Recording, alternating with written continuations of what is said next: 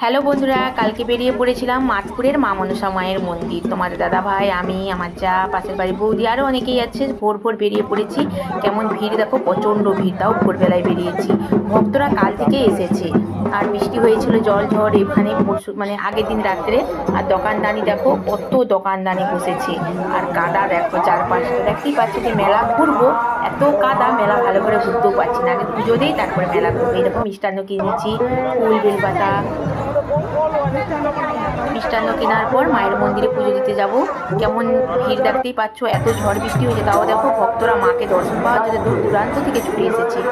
এই যে মাকে দর্শন পেয়েও গেলাম সামনে দিকে। প্রতি বছর আসা হয়নি, কিন্তু এক দু মাস ছাড়া ছাড়া আসি, কিন্তু এই দিনটায় অনেক দিন আসা হয়নি। এই চৈত্র মাসের তৃতীয় মঙ্গলবার মায়ের বড় পুজো হয়, বছরে একবার মাকে আনা হয়। এই দেখো, মাকে সবাই দর্শন করো। মায়ের মন্দিরটা কত সুন্দরভাবে সাজানো হয়েছে ফল দিয়ে।